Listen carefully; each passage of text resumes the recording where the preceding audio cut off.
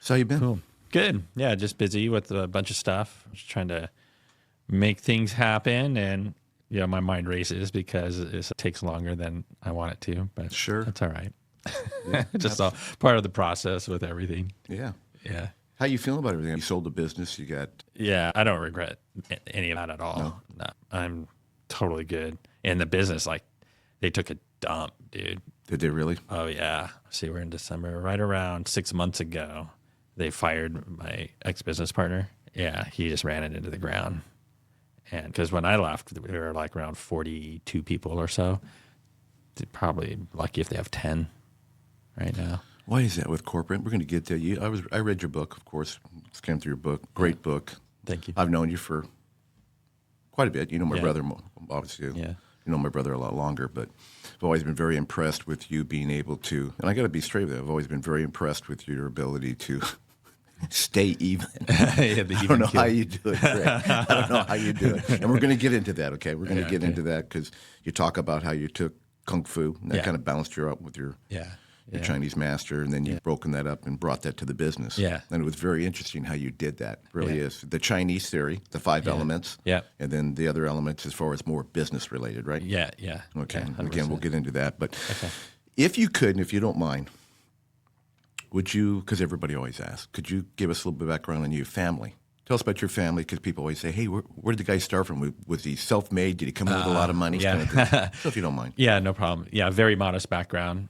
I grew up in San Gabriel Valley in this town, Glendora, and also San Dimas, both of those. A beautiful place to grow up, actually. Looking back on it, when you're young, you don't realize or appreciate, but a beautiful place to grow up. And family background, a bit complicated, but yeah, I was raised by a single mom, and she had a small restaurant, about maybe 14 tables at most, and I started washing dishes at 10 years old in there, and then became a busboy at 13, and then a waiter at 16. So it's cool just growing up in that environment and this entrepreneurial environment, and it was just a really special experience that I wouldn't trade for the world. I wasn't like working all the time, because obviously I went to school and everything, but worked enough to where I really developed a strong work ethic. And as a waiter, I was actually making pretty good tips back in the day. Like that? Yeah, because it was a fine dining restaurant. Ooh. Yeah, so it was cool. It was a neat experience. And then my parents, even though there's a separation there, everyone was still like around and close together for the most part. They had an automatic fire sprinkler company for designing, installing, and maintaining automatic fire sprinkler systems. And a small business. They did pretty good, probably around the mid-'80s. They hit a stride, right? And so when I was probably about 16 or so, I started working there also. So I'd work there like on the weekends, or during the summer, I'd work there during the summer in the mornings, and then I'd still work at the restaurant too at nights. But that was hard work. That sprinkler pipe's really heavy. And up there, it would get hot in San Gabriel Valley. It would be like 100, 105, and you're lifting this super heavy pipe that's been sitting in the sun. It's super hot, burning through your gloves. And I'd cutting the pipe, fabbing it with the hot oil and everything, and then sometimes going out into the field. Yeah, but it's good. Just really hard work that I was like, yeah, I don't think I want to do this for the rest of my life, so I better think about, what I'm going to be doing. So just growing up in that entrepreneurial environment just made me think one day I'd like to own my own business. Don't know what, but that's the path I would like to take. So then when I graduated from high school, I went to Cal State University, Pomona, and majored in business with the idea that one day I'd want to own my business. So you went in with the intention that, hey, this is what you want to do. Yeah. You weren't thinking 8 to 5 cop, fireman thing. You're going to want to be an entrepreneur, so I'm going to set myself up and just go to school and see what comes up. Right. Yes, absolutely. And it took a while to figure that out along the way, but yeah, that was my intention right out the gate. And again, just modest background. State school was super cheap. Looking back, I couldn't believe how inexpensive it was. I think it's $187 a quarter. It's the quarter system. By the time I graduated in 94, I think it was like $364 a quarter. Super cheap. And I got one of the student loans to help pay for that and other books and stuff like that. and then paid that back pretty soon after getting out of school. Actually, it didn't take too long to pay that off. Back when things were actually affordable compared to today. Sure. Yeah. What year did you graduate? College 94, high school 89. Okay. Yeah, I thought we were pretty close in age. Yeah. How old are you? I'm 55. Just turned 55. Yeah, you lucky guy. You're still a baby. I've got 7 years on you. 7 years. Yeah. All right, so you went to school. Now, did you find out in school what you wanted, or you just graduated and you went job searching? So while I was in school studying business, I majored in operations management, and then I minored in marketing. And the classes, some were interesting, some were not. And I really applied myself in college, because that's when I just had a big mindset change at 17. I'm sure we'll get into, especially with my book and everything. When I started studying martial arts, I got much more positive direction in my life and got on a much more positive path. So when I was in college, I really applied myself, and whether I liked the class or not, did my best. But right around when I was 21, I took this one particular class. It was called the Presentation of Business Information. And in that class, we were learning way back in the day when this was all new, PowerPoint, Quark Express, Maker, all the software that was on Apple computers, and more design-oriented. Desktop publishing revolution was just happening at the time. And the lady that taught that class saw that I had a really strong interest in it, and she said, would you like to volunteer for the Multimedia Design Center on campus? And I said, yeah, sure, that sounds cool, because then I could be exposed to all that equipment and software. And I just had to help faculty and other students to learn how to use it. So I volunteered there, and I taught myself the programs as I was in there, helping others learn the basics of that. And that was cool. And that's what really ignited my interest in technology, and especially everything with that more like design-oriented programs on the Mac. And after I graduated, then things started to become interesting with the advent of the internet, the commercial internet. And I started getting online through America Online at first, and started to get fascinated with that whole area of tech. And as I started to learn that, I was also playing a lot of music with a friend of mine, as I was a musician back then, not so much now. I'm pretty rusty these days. But I ended up going to Micro Center. It's a computer store on the way back from the beach one day. And this is where everything really started to take off. And I was looking in the magazine rack, and back then there was all these CD-ROMs or magazines, CD-ROM magazines. I picked up this one. It was called MusicNet, because I really was into music at the time. Took it home, looked at it, and there's all these like independent artists on there and bands I never heard of. And I was able to watch their videos and listen. This is cool.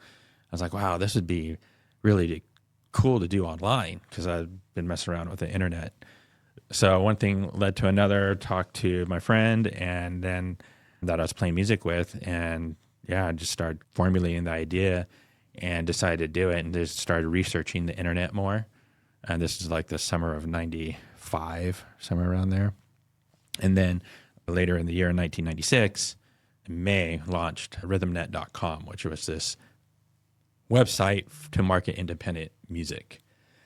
Then everything evolved over time, which we can get into, but that's what kind of kicked off and really got my direction going as to where my entrepreneurial journey was going to go forward. Just in the beginning. I remember those computers too. 94, 95. Yeah. Wow. Yeah. That's crazy. You're pretty disciplined, not like some college kid going there to waste mom and dad's money. But again, Unless I was paying for it too. Yeah, you're paying for it. Yeah, but still, in fact, you're paying for it. You were pretty well focused. You obviously had a good core group of people. Do you think that was musician related, or was that from just did that go back just from your discipline of showing up and working with your parents, as you mentioned? Yeah, it's more my discipline. Yeah, because like the friends I had in high school, good people, nothing against anyone, but we just like to have too much fun, like way too much partying. And I got into trouble and was just going down a bad road. You did? You got in trouble? Oh, yeah. Really? Oh, yeah. I got in trouble. Yeah. I got in trouble with the law even a couple times. No kidding. Yeah. I would never. You would never know that, huh? I would have. You learned something new about me today. I did learn something new about you. I would have, honestly, I would have never thought that. Yeah. Never thought that. But you obviously regrouped immediately. Was that due to parents or mother disappointment, or just you said, you know what, this isn't working? Well, part of it was, my mom just coming down on me pretty hard. What really changed things for me is when I started studying Kung Fu. When I was working at my mom's restaurant, my mom had hired a chef, and we just visited each other on Saturday, actually, a couple of days ago, which was cool because I hadn't seen him for a while. And we were working together, and he was from New York City, and he had moved out to California, and my mom hired him. I'm about 17 years old at the time. And we're about 6 months in, we're working together, and we're talking, and suddenly the topic of Kung Fu came up somehow. I don't remember quite how. And then I was talking about it, and he's like, "Oh, I know Kung Fu." I'm like, "Kung Fu?" He's all, "Yeah." Like, my eyes got all big. And he's all, "Why? Do you want to learn?" I'm like, "Yeah." He's all, "I'll teach you." "Oh, really?" He's all, "Yeah, I'll teach you." "Sure." I was like, "Okay." So I asked my mom, just out of respect, because I wanted to take martial arts when I was like 10, because I was always enamored by like Bruce Lee movies and Jackie Chan movies. Okay, I got to ask you, not to interrupt you. David Carradine, the movie Kung Fu. Yeah, the TV show. Take the Pebble from My Hand. That was really popular. Did you watch that? Oh, yeah. I was totally enamored by that show as well. I was going to say. Yeah, the Kung Fu show, Bruce Lee, Jackie Chan. I loved all that stuff when I was like 10 years old or so. But my mom didn't let me. We had a couple cousins that lived with us. That's a long story. At the time, growing up until about 10 years old, there's my 2 sisters, 2 cousins, and interesting time.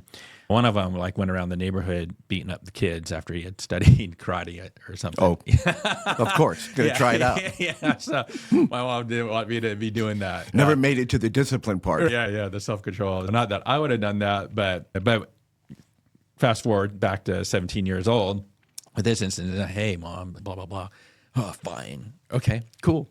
I started studying under, his name's Lyndon Cleghorn, really nice man. And oftentimes after work on Tuesdays and Thursdays, working at the restaurant, like around 9:30 or so, we'd go over to my house in the garage, and we practice he would teach me for an hour and a half, 2 hours. It was cool. It was awesome. So yeah, it'd be like from 9:30 to 11:30 at night learning Kung Fu. And that's where my whole mindset changed. He'd given me some literature from this called Ellen Lee's Kung Fu Wushu Temple in New York City, and just reading about the philosophy, the Taoist philosophy, and just the profound shift in thinking mindset. Wow, I need to really change my actions and my behavior and get on a much healthier path.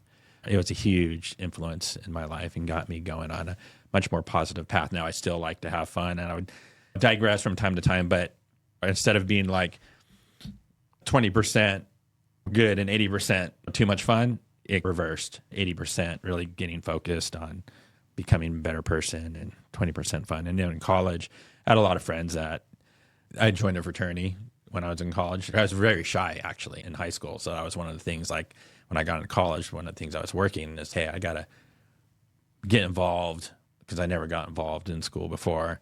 I got to force myself to get involved and get more social. So joined a fraternity and got involved in some student government stuff. And there's friends that they like to have too much fun. But I really stayed focused and really applied myself to a really strong degree while I was in school. Yeah, and I really attribute that to just martial arts and the profound impact it had on me. Yeah, Kung Fu, that was really popular. Yeah. But we didn't have what we had today, like with jiu-jitsu and all the other things that are out there today. Yeah. Different. Yeah, everything started to really gain traction in, I'd say, probably around the 90s into the turn of the century, where martial arts started to get more popular, and then MMA and all the different arts people started to explore. Yeah, Sure. It was very interesting. And actually, my instructor's teacher, Harry Castell, he left Ellen Lee's Kung Fu Wushu Temple and started his own system of martial arts called Watsua, Warriors of the Sun Fighting Arts. And he combined, his philosophy was more of a training method to incorporate all arts, and whatever works for you, embrace it and make it your own. And kind of like what Bruce Lee did. Yeah. And so he was doing that in the early 90s before the MMA stuff really became popular. So everything evolved as I was still studying. Because I studied up to about when I was 25. So from 17 to 25, really hardcore. And then when I started my business at 25, that's when I was just like 1,000% all in. And that's a whole other story of what happened thereafter. Yeah, but you were very disciplined. Yes, you were absolutely. And in your book, you basically, you talk about it. That really was. You learned in college the simple things, right? Yeah. Hey, it's not a good idea to go party. I'm here for a purpose. I'm paying. I want to figure out what I want to do in life. But the Kung Fu really turned. Was it the Kung Fu that turned? It was the Kung Fu that turned your thought process as far as 80 to 20 that you mentioned? Yeah. Okay. It was this mindset shift. And I had discipline inherently within me. It was just, I didn't have the solid guidance direction to really help me focus that and bring it out. And Kung Fu really did that for me, where it was just such a profound mindset shift. And it just brought out that discipline and that I had innate within me, I believe, and just got me really going. And discipline was just huge. As we get into my book, it's one of the elements of success, just because for me, how important it is to have a disciplined, not only mind, but patterns of behavior. Yeah, change people's lives for sure. So you did the music thing, right? I want to say music was the CD. Rhythmnet.com. So it was, it was marketing independent music online. And this is in 1996, where I put together this website that people could discover these independent artists, read about them, listen to song samples, and then buy their CDs online through a secure server way back in 1996. And you made a small piece out of them clicking on. Yeah, we would make money off of the sell of the CDs, and then we charged the musicians to be on the site. But it was really challenging to make real money because musicians didn't have any money, so it was like pulling teeth to get them to spend money. And then we didn't have any funding and no resources. Started the company with $1,300 in a computer, and just was grinding it out. And after a period of time, people started saying, hey, this internet stuff, can you do a website for our company? So, yeah, sure, no problem, because we knew all this stuff. And started doing that. And after fielding those requests, like for another year or so, come 1998, it's just like light bulb moment. Let's put the music thing to the side and then start focusing on companies and be like a web design agency for companies. And so we shifted our focus, and then that's where everything started to really evolve and started to build up more capabilities over time, like email marketing and search marketing, to build an agency. You were right. You were right there. Yeah. I remember plain as day when somebody came and said, you want a website? I go, what for? Really? Yeah. Yeah. It was untouched market. Yes. Untouched market. Yes. And a big part was just convincing the person, I don't need that. It's like when I first started my business, email. Email? What is that? Nobody uses email. Yeah. Who's going to do that? Yes. So you are right there. Yeah. Yeah. It was exciting times. It was, and everything was moving so fast, just like today with AI and everything that's happening right now. It was very similar back then in the mid to late 90s. Just every week there was some new technology that was coming out, and had to learn it and apply it and figure things out. So yeah, it just started to really change the model. And at the time when we started doing that, I saw this vision for what the future of marketing and advertising was going to look like, that I believed it would be more of an integrated approach, combining online and offline, working together in conjunction. So I just started to pick up different skill sets to build out that model, even learning print design. And we were still doing the music stuff, and we figured out musicians blow all their money on producing their CDs. So let's produce their CDs, and we'll put them on the website for free. We'll just charge enough to cover that time and make money off the brokering, the printing, and the disc replication. So I learned how to do all that, doing disc replication, brokering that, brokering printing, doing the print design, the package design, doing all that stuff. And then picked up other skills like search engine marketing, eventually email marketing, branding, and eventually really started to build the capabilities to be this modern 21st century agency. And just even the philosophy, like in 2001, I remember, there's all these companies out there, like the traditional agencies, that are great with strategy and great with creative, but they suck at technology. And then you have these digital agencies that are great with technology, obviously, because they're doing all the tech stuff, great with design, but no strategy. They're just all about the shiny object, trick of the day type thing.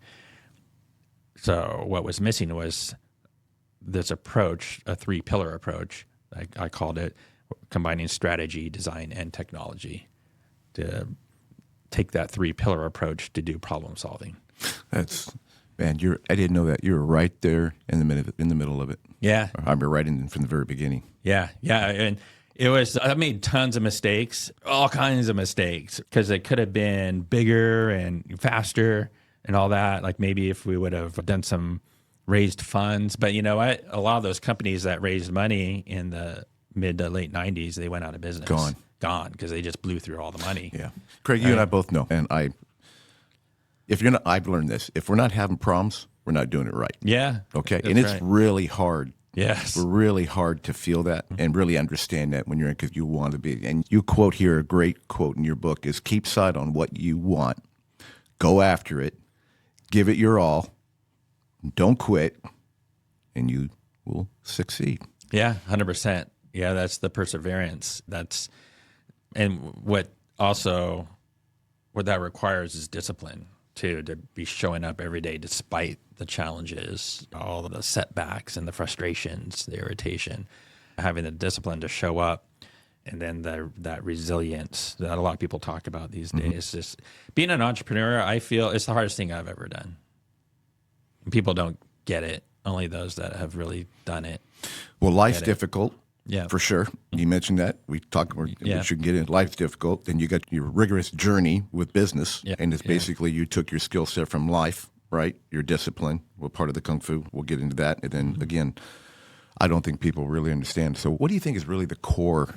If you say, so I'm going to get into business today, all right, what would be the first thing you'd advise them to do? Yeah. Like on your first chapter, you titled, "What Are You Willing to Sacrifice?" You mentioned that this was something that you were taught in martial arts from the beginning. We went through that, kind of like preparing for a fight so you don't get hurt. Right? I love that part. And can you talk about preparing your mindset and introduce us to maybe, why don't we get into the 5 elements? I think that's pretty good. Sure. Entrepreneurship. Yeah, let's get into those 5 elements. The quote, "What are you willing to sacrifice?" is interesting, just to address that real quick, because everything has a cost. Every action direction that you take, there's some sort of cost. There's like opportunity cost, there's monetary cost, there's just the cost of your time, of whether you're going to spend it in business, spend it with family. There's all these different costs. So what are you willing to sacrifice in order to fulfill a dream that you have, right? And then to address like getting into business today, what are you passionate about? And this is going to lead into the 5 elements.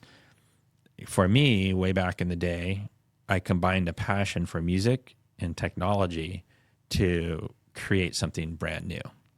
That what I created wasn't done before, right? Now, as we got into it, there's a few other companies that were doing something pretty similar. But when an idea is out there in the conscious field, multiple people will pick it up. And then it's just a matter of, there can be like a couple dozen people that pick it up, right? But then who's going to take action first, or the small group of people that will take action on that, right? It's interesting. But I took 2 passions, combined it to create something brand new.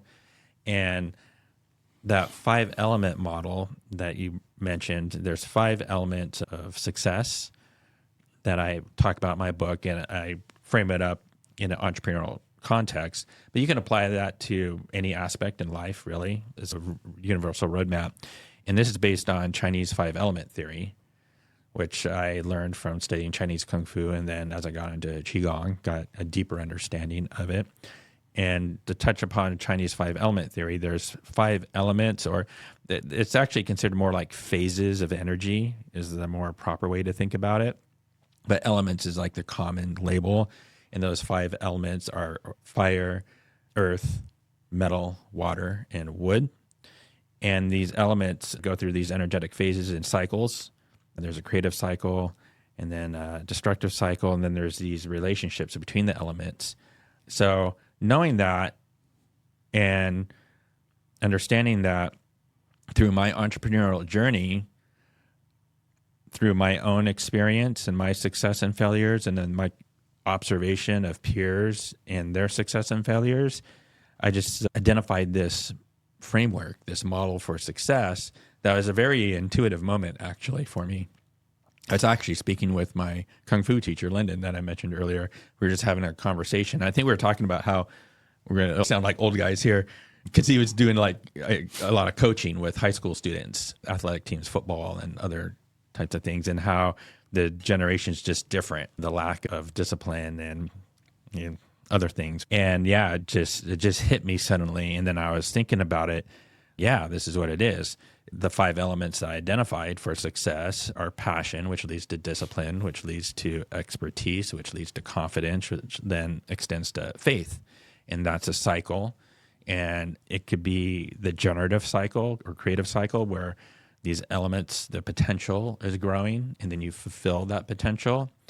And then there's that diminishing cycle, destructive cycle, where they can like deflate in a sense. And this is all based on your mindset, where your mind is at, and your patterns of behavior based on that mindset. And then based on the health of any particular element, is it in balance, or is there an excess state or a deficient state? Because then that'll have an adverse or a positive impact, if it's in balance, to another element that it has a relationship with. So this is all part of 5-element theory, and my deeper understanding through my work as a doctor of Chinese energetic medicine, where I developed this further understanding. So this framework I wrote about in my book is the 5 elements of success. A lot of people really resonate with it. So it's very, very deep, actually, when you really get into it. By the way, I want to congratulate you on your doctor. Oh, thank you. It's been a long road for you, I know. Yeah, thank you. Yeah, it was really exciting. That's today, just like I did in 96, when this new chapter of life, just combining 2 passions, the passion that I've had in business for all these decades, and then also with Chinese energetic medicine, Qigong, that passion for that, bringing that together to do what I'm doing today. Something new. I truly understand the word passion because I had that start my business, and it made me think. Now you talk about the elements. Can you start a business without passion? Can somebody survive? Survive? Because passion, I'm so passionate at times, people call me crazy. Hey, man, you're way out there. It's passion. Now, I wish I could express it probably a little better, but it's just my emotions and how I feel when I'm doing what I'm doing in business, or be able to sit and think of great ideas because of your background, your history. And I think that's so important versus, like you mentioned, and you just said it briefly. Somebody comes up with an idea, there's 14 other people thinking of the same thing. It's just who acts on it first. Yeah. But then, again, you mentioned this in the book, and I took away in your book here. There's people in different positions in life, whether it be money, financial, right? They have the opportunity to get in business. Or like you started with a nickel. Can you explain that a little bit? That's pretty hard. Passion is a big huge word. Yeah, it's huge. And so many people are kind of lost in life. They haven't found that passion. Like I combined 2 areas I was passionate about to create something new, which even created more passion because it was just like so new and exciting. So with passion, the interesting thing about this element is that it fuels discipline.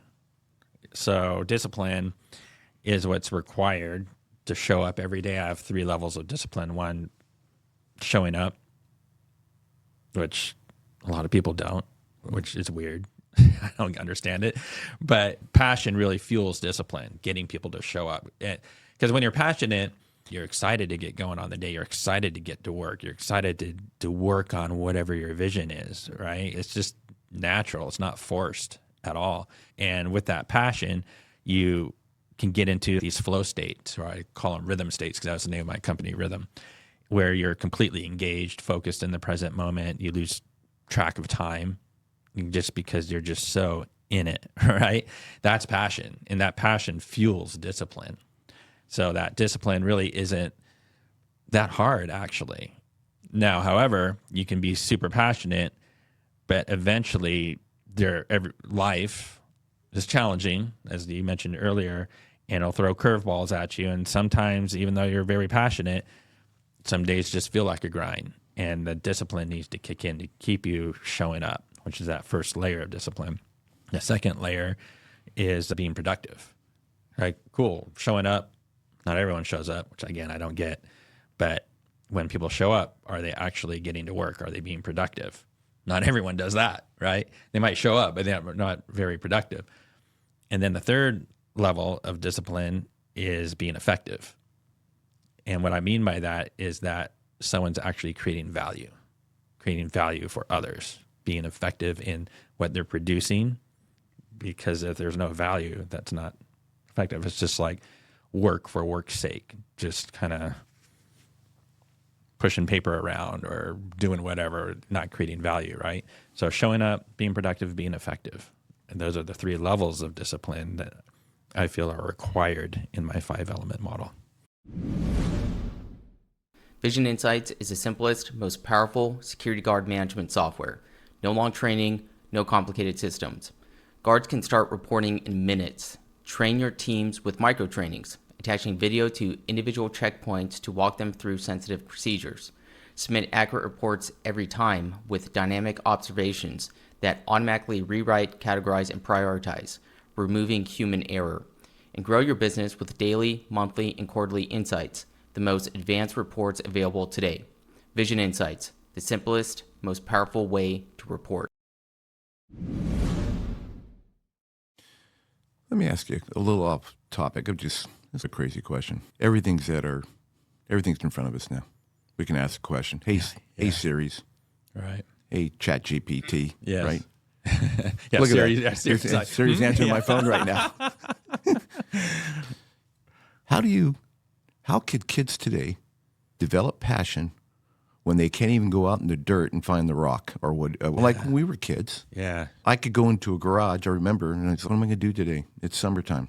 Right. And I go, oh, hey, let's build a go-kart.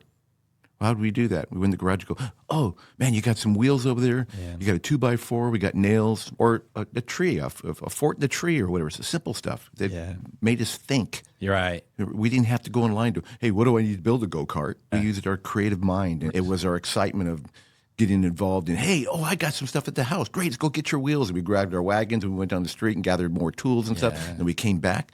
I just feel like today the kids just, not only is communication a problem, but isn't it a scary thought? Am I way off? No, I think it's really interesting times. I think what you're talking about too, which is critical, is using the imagination. Like, oh, yeah, let's build a go-kart. How are we going to do that? Oh, look at that. I think I could use that. Yeah, utilizing the imagination, the creative mind. Our own. Where today, I think it is challenging for people, especially young people, with everything not being at their fingertips. And now with these tools that are doing the thinking for everybody, you don't have to wonder about anything anymore. You can pick up the phone and, so what's this about? You get the answer. Is the answer right, though? That's a whole other debate, right, on topics. But still, just being able to utilize the imagination to apply critical thinking is very challenging. And this is I'd say in the past few years here is when I've felt like, wow, there's a generation gap. I feel it now. Like, I don't quite understand the younger generations. I'd say like Gen Z, probably Gen Alpha, the mindset, the thinking, the outlook on things. It's very interesting. I think it's very challenging times for that generation. There's all this opportunity more than ever because of all the technology and all the different types of jobs and tons of opportunity out there. But at the same time, creates this massive challenge of how do you apply your imagination, creative thinking, and focus because of all these distractions, focus to get a direction. I think a lot of people are lost. Yeah, they're very lost. I just trying to have conversation with people today. If they don't like how can you teach today if somebody doesn't like what you say, they just completely cut you out? There's no conversation. There's no, hey, I don't understand that. Can you explain? If they don't like it, they just cut it off. You go away like you're a social media tag. Yeah, exactly. They just cut you out. I don't understand that. Yeah, I've had some people, Craig, that just maybe some different thought process, and they don't even want to sit at the table and talk. They're gone. They don't want to talk to me anymore. They don't want to email, talk, nothing. Just they're done. Yeah, it's a really interesting thing. I think there's a lot of training through social media, especially because of the algorithms and how they feed you what you're interested in. Yeah, so there's this inherent built-in bias for what your preferences are, and that's information you're feeding. And it's so easy to just, if something counters that, to just ignore it, not like it, move it, comment bad about it, and then just get on the majority of what fits your worldview and that's your focus. So when you, in real life, you come across someone that is outside of that, maybe a new perspective, it's just, there's all this training and patterns of behavior that have been developed that don't allow for those open conversations to happen. I think that's a part of what's going on here and what makes it so hard today. Yeah, it really is. And you talk about also, I think it was the fighting system, the complete fighting system. Oh, yeah. Yes. The solid business model. Yeah, solid business model. So when I was studying Chinese Kung Fu and then it evolved to Warriors of the Sun Fighting Arts, very fortunate that being exposed to this system, now people say, oh yeah, my system's the best. There's the inherent bias that come with people that study martial arts. But what I can really appreciate and what I applied and it really helped me is that the system I studied, both Elamese Kung Fu Wushu and Warriors of the Sun Fighting Arts, is a complete fighting system. What does that mean? It means that it wasn't just standing up, punching and kicking and blocking. There was ground fighting. There's the grappling. There was locking and throwing, breaking, air, the external, the internal. There's everything. Yeah, whereas other systems, say a lot of the Japanese arts, say Shotokan karate is very hard. And so you get the hard discipline style, but then you need to go study like Aikido or Hapkido to get more of the softer style. And then you go to Judo for more of the grappling, or Jiu-Jitsu for more of the grappling, the Judo more for the throwing and so forth. Kung Fu had all of that incorporated into as a complete fighting system. So as I was building out the company and how I mentioned how we started evolving, and I saw that vision for what the future of marketing was going to look like. We need to build up all these capabilities, but they can't just be like operating in silos. It all needs to be integrated together and work in conjunction with each other. Just like in fighting, being able to fight standing up, going to the ground, going back up in the air, grappling outside, inside, applying external force or internal more soft redirection, all these different things, right, that work together. Well, the same thing. We had all these different capabilities that we started to develop, but it all needed to work together to produce solutions. And that was that integrated model. The byline of our company actually became Integrated Marketing Digital Core. So we took an integrated approach to problem solving by combining all of these different capabilities, working in conjunction with each other to achieve business goals and satisfy audience needs. And that really came from that philosophy of making sure that you had a complete fighting system. So we talked a little bit about the fighting system. I want to read a quote from your chapter 8, if you don't mind me, your book. Sure. It says, fighting the good fight, referencing, and this is from George S. Patton, this quote, better to fight for something than live for nothing.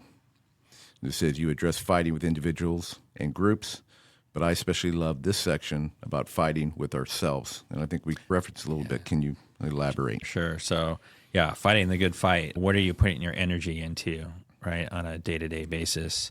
We talked about that being an entrepreneur is like one of the most challenging things to do, to take on. But if you have passion and there's a purpose, especially if there's a higher purpose that you're serving, then that's like the good fight. Now, the biggest challenge is yourself being your own competitor. You are your own biggest competitor because of all the things that you need to overcome with, especially like the negative self-talk that we all contend with. Even today, there's still times where I'm just like doubting this, doubting that, or can I really do this? Can I really do that? It's just like a natural thing. I think that everyone contends with to a certain degree. Because now I could talk to you, doctor. I always say, pronounce the energy medicine that you're doing, the name of it again. And I want to ask you, do you really believe in manifestation? Sure. So the energy medicine, that there's all kinds of different modalities out there. So the system that I'm focused on is Chinese medical Qigong. So originated in Chinese culture. Fantastic system. Again, it's like a complete system. The Chinese culture, I really admire it greatly because of just all the discipline that's applied to experimenting, documenting, and creating a system with different protocols. Extremely comprehensive. And it gets pretty deep. and it's dealing with the subtle realm of energy. And yes, is manifestation possible? Yeah, I believe so. Absolutely. Because I've experienced it myself quite a bit, actually. It's not as simple as sometimes some may say it is, in my opinion. So there's, for example, the book or the movie, The Secret, and talks. So that's like the big popular mainstream manifestation. Just think positive and it'll happen. It's not really. It's more to it than that. From my experience, in addition to thinking and visualizing, you need to throw emotion into it as well, because the emotion is what amplifies the charge of energy. So as a doctor of Chinese energetic medicine, when I'm working with people and I'm on a table doing chi emission therapy, and say there's like a lot of mental, emotional issues going on, that energy that's residing in a specific organ, say the spleen, because there's all this worry, obsessive thinking and worry about the future, and that energy resides in the spleen. And these negative energetic clusters, they coalesce over time, day after day, persistent worrying, obsessiveness, and the emotion amplifies the charge of that energy. So I have to work on disrupting that pattern, breaking that apart, getting rid of it, purging it, and then filling that area with light, with the positive virtues of the spleen, of the energy that resides there, right? But it's the emotions that amplify. So getting back to manifestation, it's the emotions that are going to amplify the charge of the energy that is going to help attract what's going to come into your world. So I have a personal story that I can share. When I was trying to sell my company, started the effort in around 2015, made the decision, need to sell for a variety of reasons, and then started getting things together. In 2016, went out into the market and started to get some traction. Almost sold it, like probably around 2017 or so, early, but deal fell through. I was like, oh man, this sucks. Back to the drawing board. And then I was like, oh, all right, I got to really make this happen. So I just decided, all right, I'm just going to make sure I get up even earlier than I was already getting up, an extra 20 minutes, and I'd meditate for 20 minutes every morning, and I'd visualize the sale happening. And the way I went about it was not just thinking positive, it was creating that picture, that movie in my mind as I was meditating after about 5 minutes of settling down, and then starting to visualize that. And exactly the room I was at, seeing all the details, the desk I was sitting at, the papers that were there, signing it, the people in the room, what the environment felt like, the emotions of the moment. And then after signing, the feeling that I had, and then what I did immediately afterwards, like walking to the front of the office, going outside, seeing a bright blue, clear sky, feeling the warmth, and just, yeah, I'm feeling that emotion, the wind, right? So come 2019, January 2nd, 2019, which was the 23-year anniversary of being in business, that was the when we actually funded. But a few days before that was when we were signing the papers, right? So I'm signing the papers, and all of a sudden, I'm like, whoa, because as I'm signing the signature block, it looks exactly like what I envisioned in my meditation. Really? Yeah. It was like exact. I was like, whoa. And then I even made a statement to my business partner and advisor, whoa, because they like, what? I'm like, oh, this is exactly what I saw while I was meditating. And they all looked at me funny because I did deja vu. Yeah, I did. And I was just like, never mind. I just kept signing, and then after I finished signing, stood up, went outside, and looked up, and it was exactly how I saw it. Southern California, blue skies a lot, but not so much these days because of all the chemtrails and they've been doing for the past 10 years. But it was exactly how I saw it. Yeah, no clouds, the same temperature, everything. It just felt exactly the same. And I was like, yeah. So that's, to me, manifestation is real. It's just there's a way to go about it that a lot of people don't employ. And plus it takes discipline too, because it's not just a one-time thing. Very much. Yeah. And I think what you said was really important, because I think we've all been there. I know a lot of owners, especially in security businesses, got to a point to almost sell, and then it devastated them.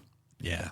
Emotionally. Yeah. Just like you said, right? Yeah. Lose their curve, their enthusiasm, all that, versus just stepping back up and saying, hey, this is all part of it. Yeah. In your I forgot what chapter it was, you called it the Spirit, what gets you through it all.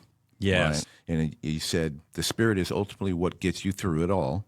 You saved this topic for obviously pretty much the last chapter because it's normally what you're at your wit's end, right? Yes, yes. Against the wall. Yeah. And at the end of your rope, and that your Spirit gets you through it all. Yep. It is what breaks through the wall of fear. It's the Spirit that can only truly be understood through the experience of being put to the test. Yeah, 100%. Yeah, thank you for bringing that up. Yeah, when I listen to that, I'm like, hey, that's pretty good. That's really good. I'll even go further. You say the Spirit can be thought of as our thoughts and emotions combined. You just brought that up. It is not only our thoughts, not only our emotions. It's the combination of the two, the combination of the heart, which is emotion, and mind, which is the thought. Yes, and how you harness that to call upon your warrior spirit within to overcome. Just like the example what we were just talking about when someone's about to sell their business and the deal falls through, how debilitating that can be. And it's just like a fight. You get knocked down, you got to get back up. You can't just lay down on the canvas and just like stay knocked out, or just you got to get back up, right? And overcome. It's that warrior spirit that you call upon to get you through those toughest times, to overcome the obstacle and come out the other side victorious. Yeah, it's the Spirit that makes that happen.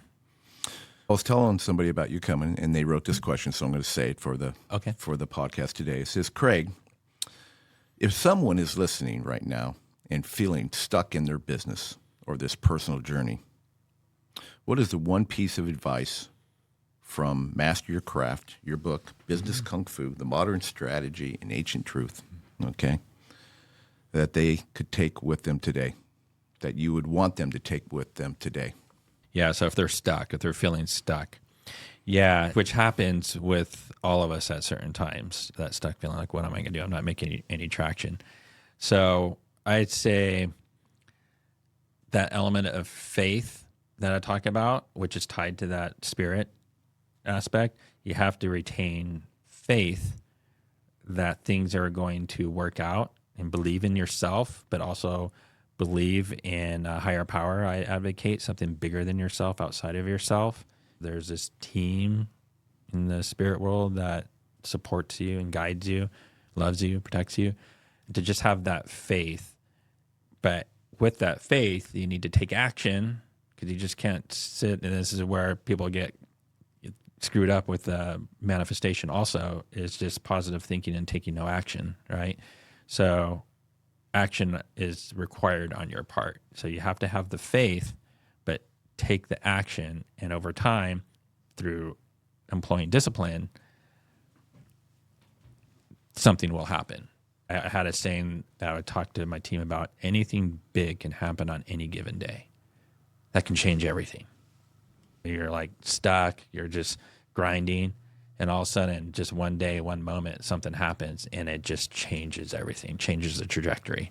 And all of a sudden, now you're gaining new ground. But you have to show up. In order for that to happen, you have to take action. You can't just sit there and wallow in the misery of being stuck. Yep. Great advice.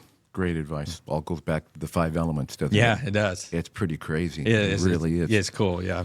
Craig, you guys, listen, this is it right here. Master Your Craft, Business Kung Fu, Modern Strategy, Ancient Truth. Craig Cooke. Craig has been, since his book, become a doctor of Qi medicine, correct? Yep, Chinese energetic medicine. Yep. Chinese. I've had sessions with you. Yes, you have. I have. And I was a little hesitant at first, but I got to tell you, I think I fell asleep at your table. You did, but there was some pretty interesting stuff that was going on. And how did you, now this is going to seem, this is the truth, okay? How did my feet levitate? That's what I was thinking of when I said some pretty interesting things that happened, because not only did your feet levitate, but your hands too. So both your hands and your feet were suspended. I got to interrupt you. You got to finish. Yes. So I was on the table. Yes. And I thought, I felt like peace. And I felt, are my hands? No, they can't be. And I didn't want to look because I was afraid if I looked, they would fall down, or I didn't want to know because I was enjoying, because I was thinking, I cannot be that strong to keep my hands in this position off the table in addition to my feet. Exactly. And I was in that peaceful moment, which is rare for me. So please explain. Sure. And you're with your arms and feet suspended in the air, probably a good 5 minutes at least. If someone tried to do that at the gym, working on their core, they wouldn't be able to do that. But in this setting, it was like effort. And actually, I was even surprised. Wow, check that out. His feet and his arms are both, they're all up and they're just staying there. Wow, that's amazing. Because I was pretty early on, like a couple of years into it, right? So, but what's happening is when I'm conducting an energy session with someone, the energy is moving outside and inside the body through the energetic anatomy that we all have. Just like we have a physical anatomy, we have an energetic anatomy, and it's having an impact on the tissues. And the body will physically respond as the energy runs through and gets applied to various areas. So sometimes people will have like muscle spasms, and those are blockages that are getting released, like the energetic clusters that are stored. Yeah, because we're like a walking hard drive. All the information from our experiences is stored in our cells, and then these things that are more negative and have negative emotions applied to them get stored, and they're deep down, and the energy hits it and it unwinds that, and the body physically responds, like through shaking or twitching or spasms. Now with the hands and feet levitating, that's an aspect of the body responding in a very specific manner to the energy in a way that was just indicating what you needed at time for that peaceful feeling. And there's times when, say, a certain arm will rise and maybe it'll shake, like the right hand, and it's, they have, I can work on the liver, and they have like liver stuff going on, and the arm's all like doing all kinds of stuff. They might be on a whole bunch of pharma meds too, and the liver is really, there's a lot going on there with all the toxins. It's contending with the hands being suspended. It's happened many times. The feet a little bit. I know that happened with my son, the same thing, but that's not very common. But it's definitely an aspect of the body getting into this state of easing. I believe it's easing anxiety. And that particular manifestation, I haven't really figured that out 100% as to what the actual purpose of or a reason why that happened, actually. I felt when I walked out, that blue sky you talked about? I felt like that blue sky. Yeah. I felt like I slept for 8 hours, yes, and I just felt good. And I actually felt good for a couple of days. Yeah. And I just felt like there was a lot of stress. Obviously, there was a lot of stress. Did you notice that with me? I didn't really tell you anything. You probably picked up on it. Yes. And I think that's part of the suspension is the energy is doing what it needs to do, and the floatingness, because there's all these mechanisms and actions of chi, and there can be like expansion, contraction. There could be heaviness, lightness, floating. So with legs and arms coming in, it's like a light floatiness. And that's, I believe it's all the stress and the anxiety just leaving the body, and just that state that you needed, as opposed to the heavy constricting stress and anxiety that you're probably going through. And that's a pretty common effect too. For people will feel really great for a few days after a session. Wow. Yeah, it's cool. I remember that was neat. That was pretty cool. Yeah, it was really cool for me because it was really quite an experience. And again, you guys, Craig, I can't thank you enough for coming.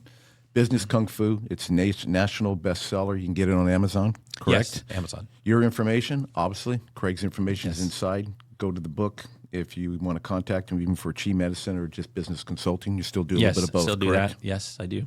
And if you don't mind, I'd love to have you back. I've been very fortunate to have you as a friend for many years, and you've given a lot of free advice, and I'm just super glad I could get you. I know you have a pretty busy schedule. Thank you for having me. I appreciate it. No, I appreciate you, and thank you for coming, Craig. Thank you. Comment, like, share, and subscribe.